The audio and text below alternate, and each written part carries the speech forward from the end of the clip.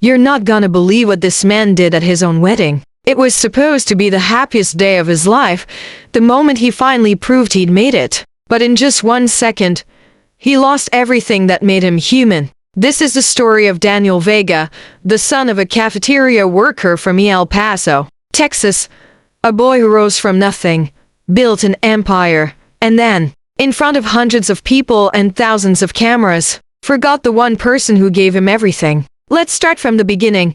Daniel grew up on the south side of El Paso, the kind of neighborhood where every house smelled like tortillas and laundry detergent, and where your neighbor's business was everyone's business. His mom, Luque, worked 2 jobs: morning shift at Roosevelt Middle School's cafeteria, night shift cleaning offices downtown. Every morning, she'd wake him up at 5 a.m., whispering, "Get up, Mijo. God helps the ones who try." And Daniel tried. He studied, hustled, dreamed big. He used to tell his mother, "One day, I'll buy you a big house, Mom. You'll never have to wear those old shoes again." Luca would just smile. "I don't need a big house, Daniel. I just need you to remember where you came from." Hey there, my wonderful family and friends. Welcome back. If you're ready to dive into today's story, make sure to hit that subscribe button and tell me in the comments where you're tuning in from. I love seeing where everyone's watching. And guess what? There's another amazing story coming your way tomorrow. One you definitely don't want to miss. Alright then, let's get started. Fast forward 15 years, Daniel Vega, the local kid with second-hand shoes, had become the CEO of a multi-million-dollar tech company. He drove a Tesla, wore Italian suits, spoke at conferences in New York and Miami. His story was the American dream, wrapped in ambition and dusted with pride. And when he got engaged to Sofia Morales, daughter of one of El Paso's wealthiest families, everyone said the same thing: Daniel Vega made it. The wedding was set for a Saturday at St. Francis Cathedral, a grand white church downtown. Gold chandeliers, imported roses, TV cameras outside. It was more spectacle than ceremony that morning. While Daniel's makeup artist adjusted his tie and the press lined up outside, Luque was standing in front of her small mirror, the same cracked one she'd had for years. She slipped into her old cream-colored dress. It wasn't fancy, but she'd washed and ironed it the night before, pressing out every wrinkle like a prayer. She picked up a small bouquet of white daisies from the bodega on the corner, $3, wrapped in newspaper. Her neighbor asked, "Luque, are you sure you should go?" He didn't send an invitation. Luque smiled. A mother doesn't need an invitation to bless her child. Then she walked 3 blocks to the bus stop, heart full, hands trembling. Inside St. Francis Cathedral, everything glittered. Gold ribbons, glass chandeliers, 100 guests in designer suits and gowns. Cameras from local media lined the aisles. Daniel looked perfect, slicked hair, crisp tuxedo. The kind of confidence money buys, but behind that smile, something hollow hid in his eyes. You could tell he was performing, not for love, but for legacy. The priest, Father Alvarez, looked at him before the ceremony and said, "Son, don't forget, weddings are about love, not image." Daniel nodded politely. "Of course, Father," but you could tell he wasn't really listening. As the music started, Sofia glided down the aisle. White lace, soft lighting, a vision of perfection. Daniel took her hand. Cameras flashed. The priest began the vows. Everything looked like a fairy tale. Until the church doors opened, every head turned. An old woman in a faded cream dress stood at the back, clutching a small bouquet of daisies. The security guards hesitated, too stunned to move. And Daniel froze. His smile cracked. You could almost see his heart twist. Not from love, but from shame. Luque stepped forward, her voice trembling but full of pride. "Mijo," she whispered. "I just wanted to see you, to bless you," the crowd murmured. Cameras zoomed in. Sofia's parents shifted uncomfortably in the front row. And in that moment, Daniel made the worst decision of his life. He walked down the aisle toward his mother, jaw tight, trying to control the chaos. He whispered through his teeth, "Mom, you shouldn't be here." Luca smiled gently. "I'm sorry, Mijo. I didn't mean to cause trouble. Please." He said, "Leave. You're embarrassing me." The words came out like poison, quiet but cutting. The guests went silent. The priest looked horrified. Sophia stared, frozen. Luke's smile faltered. "Embarrassing you?" She repeated softly. "Daniel, I only wanted to bless you." And that's when it happened. He raised his hand, not a slap, not a strike, but a sharp, dismissive shove that sent her bouquet tumbling to the floor. The sound of falling daisies echoed louder than any slap could. The entire church gasped. Even the cameras seemed to freeze. Luca didn't yell, didn't cry. She just looked at him, eyes full of love and heartbreak, and said quietly, "I forgive you, Mijo. I'll always forgive you." Then she turned and walked out through those same doors, her cream dress brushing the marble floor. The wedding didn't stop. They finished the vows. The pictures, the reception, everything looked perfect on Instagram. But if you zoomed in close enough on Daniel's face, you could see it. That split second of regret. That crack in his pride. And outside, lying on the church steps, the daisies Luca brought sat crushed beneath the Texas sun. You ever see someone forget who they are? That's what pride does.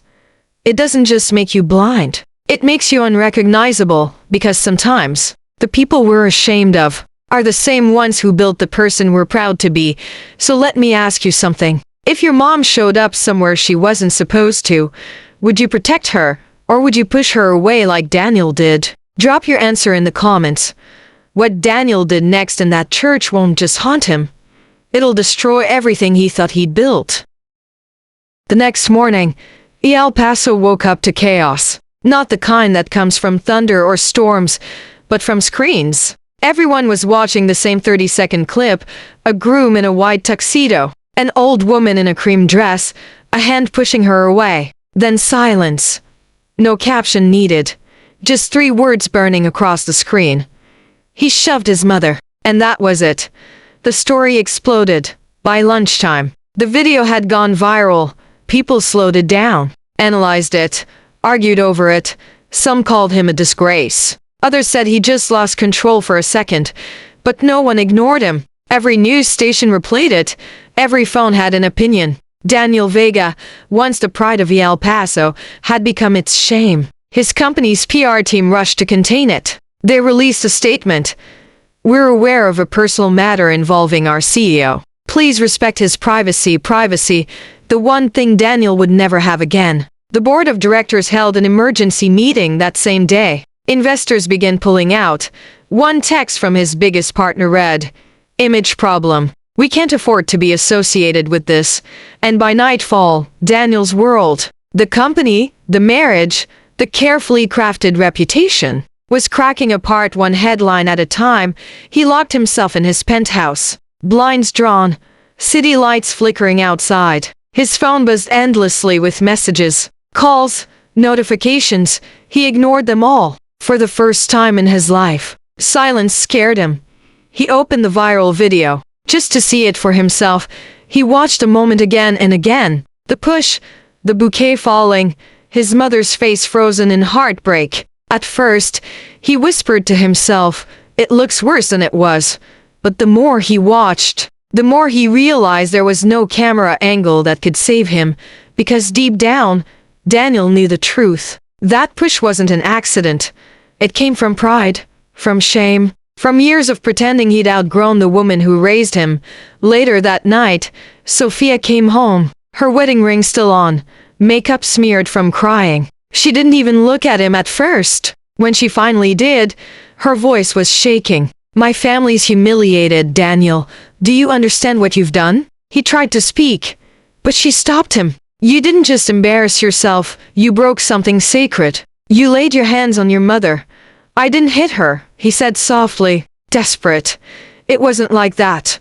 She shook her head. "You still don't get it." She grabbed her suitcase, snapped it shut, and said, "I can't do this." When she walked out, she didn't slam the door. That made it worse. Quiet endings always do. Daniel sat there alone, surrounded by glass and emptiness. The silence was heavy, almost alive then. His phone buzzed again. One message from an unknown number. "She doesn't have a phone," it said. She's staying at the shelter on 8th Street. Daniel stared at the screen. No name, no explanation. Just that he wanted to drive there right away, but he didn't. He just sat there, frozen between pride and guilt. A few days later, word spread around town that Vega had been volunteering at Street Mary's shelter, cooking meals, folding clothes, helping other mothers who had nowhere else to go. People started calling her La Madre Blanca, the mother in white. They said she never complained, never spoke about what happened. She just smiled and prayed. One afternoon, a young reporter visited her. "Do you forgive him?" she asked. Lucas smiled gently. "I forgave him before he was even born." When Daniel saw that clip on his feed, something inside him broke. Not the kind of break you hear, but the kind you feel in your chest, like a string snapping deep inside. He began driving by the shelter at night, parking across the street, watching the light through the windows. Sometimes he saw her silhouette, folding sheets or serving food. Sometimes she was praying. He wanted to go in, but he couldn't. His own shame was the lock on the door. Every time he started the car to leave, he whispered to himself, "Tomorrow. I'll talk to her tomorrow." But tomorrow always turned into another night. Days turned to weeks. Sponsors dropped out. His employees quit. The company issued another statement, colder this time, effective immediately. Daniel Vega will step down as CEO. He recorded a public apology. Neat haircut, plain suit, solemn face. "I'm deeply sorry," he said into the camera. "I let pride and image take over my heart. I love my mother and I wish I could take it back." It didn't help. People didn't want an apology. They wanted punishment. The comments came fast. "You should have thought about that before you pushed her. Too late for sorry. Bro. She gave you life. You gave her shame." Daniel closed his laptop, turned off his phone, sat in darkness. And then, one night, he finally drove to Street Mary's, rain pouring down, streets shining under flickering lamps. He stood at the door, drenched, shaking, rehearsing what he'd say, but when he opened it, Father Alvarez was there instead. The priest looked older than Daniel remembered. His eyes were calm, sad. "She's not here," the priest said. Daniel's heart dropped. "Where is she?" "She left this morning, said she was going back home, to Juarez." Daniel stepped back. "She went back, after all these years?" The priest nodded. "She said she wanted peace, and she left this for you." He handed Daniel a small folded napkin. On it, written in her familiar, shaky handwriting, "Me, Joe. I'm proud of you. Even now, don't chase forgiveness for the cameras. Chase it for your soul. When you remember how to bow your head again, I'll be there, even if you can't see me." Daniel read the note until the ink blurred with his tears. He pressed it against his chest, whispering her name over and over like a prayer. That night, he sat in his car outside the church until sunrise. The rain had stopped, but the sky was still heavy. He realized then what his mother meant. Forgiveness wasn't about her. It was about him learning to be small again. He started the engine. He didn't know what he'd find across the border, but he knew one thing for sure. He couldn't stay where he'd lost his soul. "Tell me something. If you were Daniel, would you have gone after her that night? Or would shame have kept you frozen too?" Because in the next scene, Daniel crosses that border, and what he finds on the other side will change him forever. If you are enjoying this story so far, don't forget to like, comment, and subscribe. Daniel Vega crossed the border before sunrise. The desert sky still bruised with fading stars. He didn't tell anyone he was leaving. No posts, no calls, no goodbyes. Just him, an old car, and a prayer he wasn't sure he remembered how to say.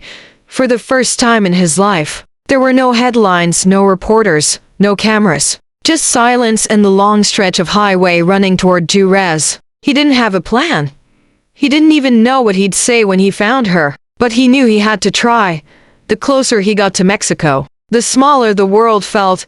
The billboards disappeared. The Wi-Fi bars dropped to zero, and that shiny version of himself, the CEO, the husband, the man with everything, started to peel away like old paint. He stopped at a roadside diner on the outskirts of the city, the kind of place that smelled like coffee and diesel. A waitress poured him a cup without asking. "You're not from around here, are you?" she said. He smiled faintly. "Not anymore." When he asked if she knew where the Church of Santa Maria was, she nodded. "Everyone knows that one. You looking for someone?" "My mother," he said quietly. "Luca Vega." Her face softened. "Ah, La Sierra Luque. She helps at the soup kitchen. Kind woman. Prays for everybody." Daniel froze. "She's there now." The waitress shook her head. "Not today." Said she was going back to her village for a little while. San Rafael up by the river. He thanked her, left a tip, and got back in the car. A mix of relief and panic pulsed through him. He was close. He could almost hear her voice again. As he drove deeper into Jerez, the roads turned rougher. Street vendors shouted prices, children played barefoot on corners, and the air smelled like dust and corn. He passed murals of saints, old men playing cards in plastic chairs, women sweeping storefronts before the heat came in. He asked everyone he could find about her, and everywhere he stopped, people smiled. "She prayed for my sick child. She gave food to my father." She never spoke of herself, only gratitude.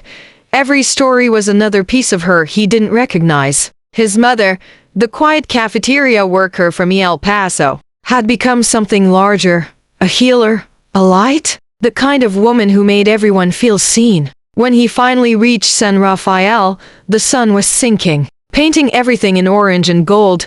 The village was small, just a handful of adobe houses and a church bell that hadn't rung in years. He parked near a narrow dirt path that led down to a river. An old woman hanging laundry pointed him the way. "She's there," she said, "at the almond tree." Daniel followed the path. His shoes sank into soft earth, the air thick with the smell of wet grass and the sound of water moving slow and steady. And there she was. Luca sat on a wooden bench, facing the river, her hands folded in her lap, the same cream dress, the same calm he remembered, but older, softer, more at peace than he'd ever seen her. He stopped a few steps behind her. "Mom," he whispered. She turned, smiled. "I was wondering when you'd get here."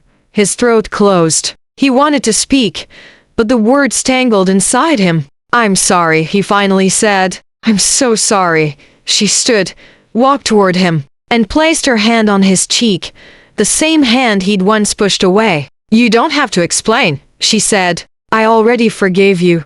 Daniel's tears fell fast, harder than the rain that had followed him for weeks. "I don't deserve it."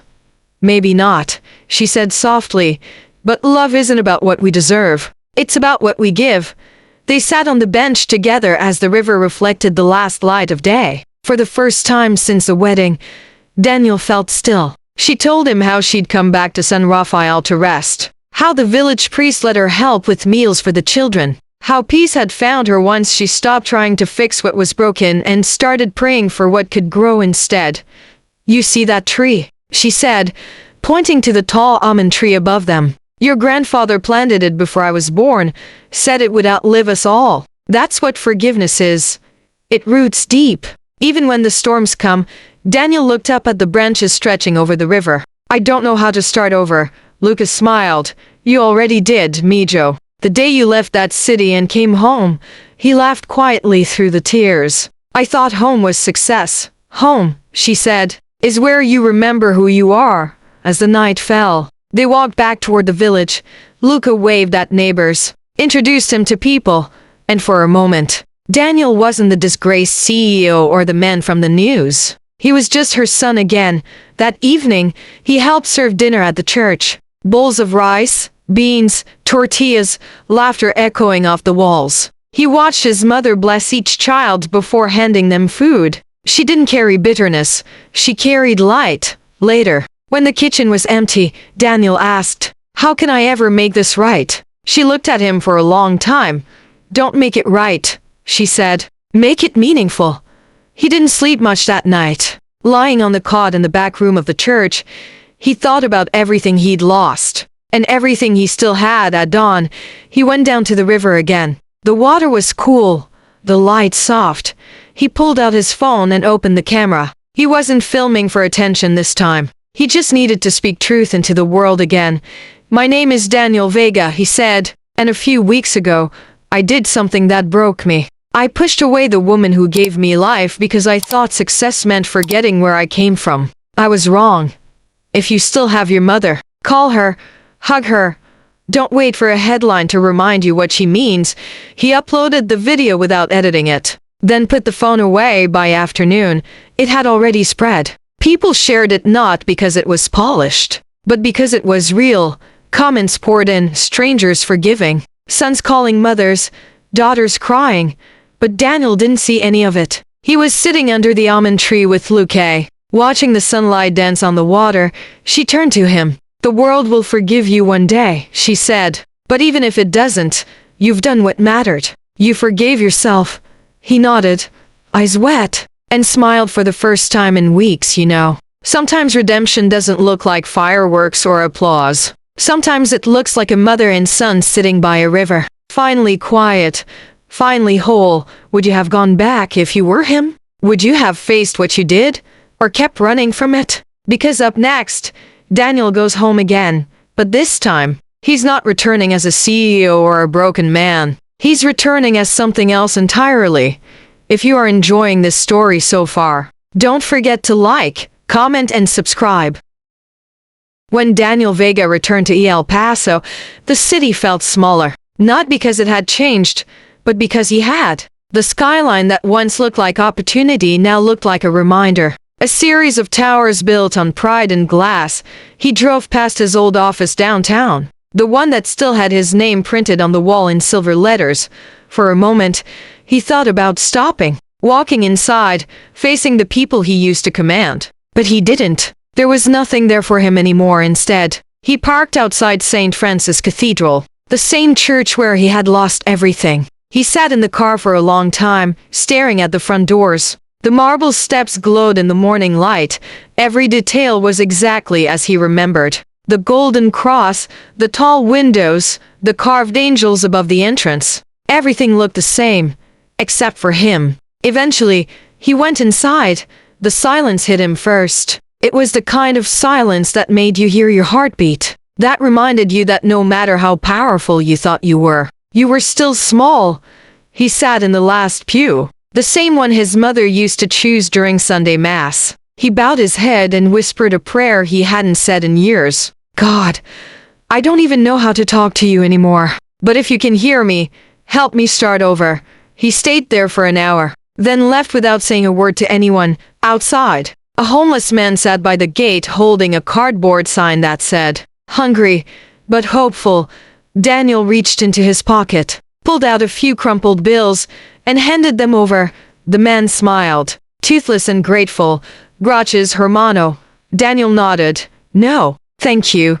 That small act, that simple exchange, felt like the first real thing he'd done in a long time. He found a small apartment above a bakery near downtown.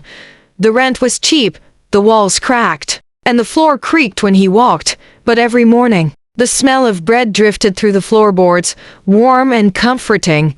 He sold his Tesla, pawned his watches, gave away his expensive suits, and donated the rest of his clothes to Street Mary's shelter, the same place his mother had volunteered at after the wedding. He kept one thing from his old life: a framed picture of him as a boy, standing next to his mother at a school fundraiser, both smiling with taco sauce on their cheeks.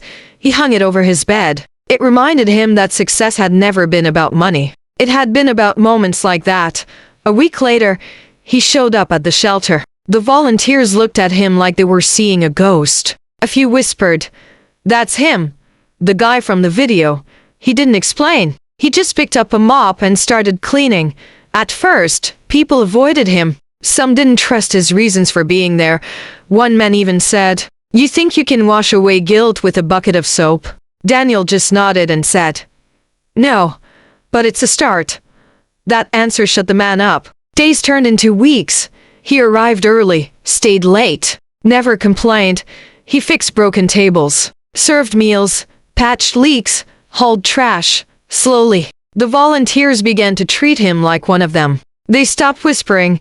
They started smiling. One afternoon, while handing out lunch trays, an elderly woman with shaky hands looked up at him and said, "You look familiar." He smiled softly. I used to be someone else. Well, she said, whoever you are now. God bless you. That moment hit him harder than any insult he'd ever received. For the first time in years, someone saw him without judgment. That night, he couldn't sleep. He thought about all the women at the shelter, mothers, widows, grandmothers, each with stories that broke the heart but didn't destroy the soul. He saw his mother's face in every one of them. The exhaustion, the resilience, the quiet strength. It gave him an idea. Not for a company, not for another business, but for something that mattered. He gathered his savings, sold the last of his stocks, and rented an empty building on the west side of the city. It had peeling paint, broken windows, and graffiti on the walls, but when he looked at it, he didn't see what it was. He saw what it could become. He called it Casa Luz, the House of Light, a refuge for abandoned mothers, a place where women like Luque could find peace, food, and dignity. No corporate sponsors, no press releases, just quiet work and open doors at first. Only a few came. 3 women, then 6, then 20. Some were homeless. Some had been kicked out by their families. Some just needed someone to listen. Daniel worked beside them, cooked for them, fixed furniture, and listened to their stories. He didn't talk about himself unless someone asked. And when they did, he told the truth. He told them how he had failed his own mother, how he had chased success until it turned him into a stranger, how one small shove had cost him everything. Most didn't judge, a few cried, and one woman, who reminded him of Luque, said softly, "Your mother would be proud of you now." Those words carried him for weeks. The shelter grew fast. Volunteers joined. Local businesses donated food. Neighbors dropped off blankets. And though Daniel never asked for attention, people started noticing. A local news channel ran a story titled, "From Scandal to Salvation: The Second Life of Daniel Vega." Reporters showed up at the door. He didn't want to talk, but one woman caught him before he could escape. "Mr. Vega," she said, "some people think this is your way of fixing your image. What do you say to that?" Daniel looked her straight in the eye. "Maybe it started that way," he said. "But once you've cleaned enough dishes and held enough broken hearts, you stop caring about how it looks. You just care that it's done." That clip aired that night. Instead of outrage, it sparked something else. People began donating again. Former employees sent messages saying they forgave him. Parents showed their kids the story, telling them what humility really meant. Still, Daniel refused interviews after that. Let the work speak, he told everyone. Months passed. Casa Luz opened a second shelter in Jerez. It became more than a home. It became a movement. Volunteers started calling him Seer Luz. It embarrassed him. But secretly, he liked it, because for once, the light they were talking about wasn't coming from him. It was coming from the people they were helping. Then one morning, a letter arrived. It was postmarked from San Rafael, Mexico, the small village where his mother had been living. The handwriting was delicate. "Careful, my dear son. I see what you're doing. You've turned pain into purpose, guilt into grace. Don't let pride come back wearing a new face. Keep your head bowed and your heart open. I'm proud of you, Mijo. Always, Mom." He read it 3 times, tracing each word with his thumb like a prayer. That same week, he decided to build one final shelter. In her honor, he chose a quiet plot of land near the river that bordered El Paso and Jerez. When it opened, he didn't hold a ribbon-cutting ceremony or invite the press. He simply placed a small bronze plaque by the entrance. It read, "For every mother who waits to be remembered." He stood there for a long time, the wind blowing through the courtyard. Somewhere in that breeze, he swore he could hear her voice. And for the first time since the wedding, Daniel smiled, not the kind of smile that hides pain, but the kind that comes from peace. He didn't know that another letter was on its way. The last one, it arrived 3 weeks later. Delivered by hand from a priest in San Rafael, the letter was short. "Your mother has gone home to God. She left peacefully, under the almond tree by the river." Daniel didn't move for a long time. He just sat with the letter, the silence wrapping around him like a blanket. He didn't cry right away. That came later, quiet and endless. The next morning, he packed a small bag, left a note for the shelter staff. and crossed the border again, this time, not as a man running from guilt, but as a son going home. He didn't know it yet. But what waited for him under that almond tree would change him forever. Because sometimes, forgiveness doesn't end with words. Sometimes it begins with goodbye. If you are enjoying this story so far, don't forget to like, comment and subscribe. The road to San Rafael shimmered in the morning heat. Long and red and quiet, Daniel Vega drove with the windows down, letting the warm air sting his face. In the distance, the mountains looked like sleeping giants, heavy and still. He hadn't been back there since he'd found his mother alive under that same sky. This time, the road felt different. It wasn't a journey of guilt. It was a pilgrimage. When he reached a village, everything was slower. Children chased each other across dusty courtyards. Old men sat outside with straw hats, sipping coffee and gossip. The smell of wood smoke hung in the air. Life went on here, simple and unbothered, the way it always had. The church bell rang twice as Daniel parked beside the small plaza. A priest in a faded cassock recognized him instantly. "You're her son," he said softly, walking toward him. "We've been expecting you." Daniel nodded, his voice breaking. "She's really gone." The priest placed a hand on his shoulder. "She went peacefully, no pain, no fear." She was praying when it happened. They walked together down a narrow path lined with wildflowers. The air smelled of earth and river water. When they reached the almond tree, Daniel stopped there. Beneath the wide branches was a small wooden cross. The carving was rough but careful. Luca Vega, Madre de Luz. Someone had left fresh daisies at its base. Daniel knelt. His knees sank into the damp earth. He reached out, traced her name with his fingers, and whispered, "I'm home, Mom." He didn't cry right away. He just sat there, letting the silence sink in, feeling the wind move gently through the leaves above him. The river murmured beside them like a lullaby. After a while, the priest spoke quietly behind him. "She left you something." He handed Daniel a small folded note, the paper worn soft.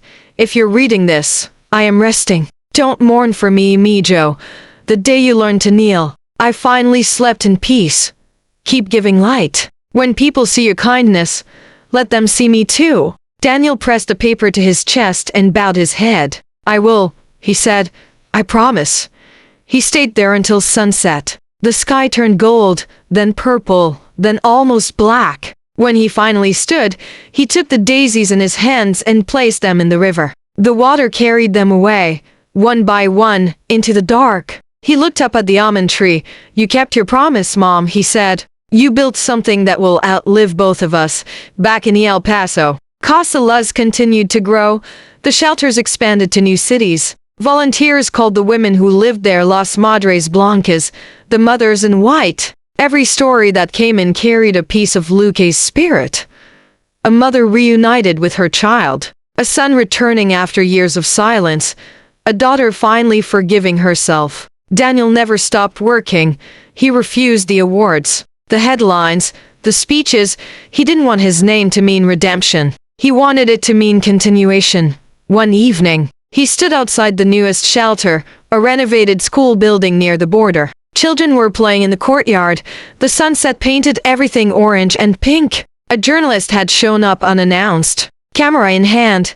"Mr. Vega," she asked gently, "what do you want people to remember about you when all this is gone?" He thought about it for a long moment, then smiled. "Nothing about me," he said. "Remember her? The woman in white who forgave me when I couldn't forgive myself. Remember that every mother deserves to be seen." The journalist nodded, her eyes glassy. That quote went viral the next morning. But Daniel didn't read the articles. He was in the kitchen serving dinner, laughing with the women as if the world outside didn't matter. Years passed.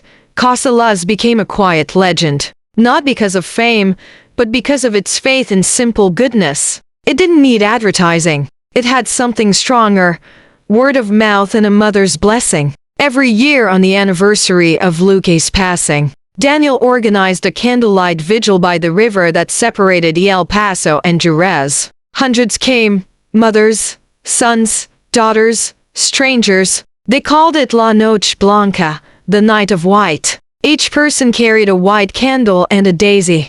As the candles flickered in the wind, Daniel spoke softly into a microphone. "Tonight isn't about grief," he said. "It's about gratitude. It's about remembering the hands that raised us, the voices that prayed for us, the hearts that forgave us long before we asked." When he finished, he placed his candle in the river. The flame floated away with thousands of others, a golden trail of forgiveness glowing across the water. That night, long after everyone had gone, Daniel stayed behind. The wind had quieted. The water was calm. He stood by the bridge, the same one he had crossed years ago chasing redemption. He whispered, "Mom, we did it. We built something good." And for a second, he felt it again. The faint scent of lilies, the brush of a warm breeze, the sense that she was there. He turned and saw, just beyond the gate, the outline of a woman in a cream-colored dress. She didn't move. She just smiled. He blinked, and she was gone. He didn't chase the vision. He didn't question it. Some things aren't meant to be proven. They're meant to be believed. He looked down at the river, where a single daisy floated in the current. He bent down, picked it up, and held it to his heart. "Gracias, Mom," he whispered. "You never stopped teaching me how to love." The next morning, the sun rose bright over the city. The shelters opened their doors. The smell of fresh bread drifted through the streets. And somewhere in that morning light, Daniel Vega walked out onto the steps of Casa Luz, carrying a box of supplies and humming one of his mother's old songs. He wasn't a headline anymore. He wasn't a fallen CEO or a public scandal. He was just a man who had finally learned how to serve, how to love, how to remember, and the legacy of the woman in white lived on. In every meal served, every candle lit, every mother who found her way back into the arms of her child. Because in the end, no success, no fame, no spotlight will ever shine brighter than a mother's forgiveness. So if your mother is still alive, call her, tell her you love her. And if she's gone, honor her by being good to someone else's. That's how you keep the light alive. And that's the story of the mother in white. For watching all the way through. If this story moved you, the next one will surprise you in ways you won't expect. Go ahead and click the video on your screen. Your next story awaits.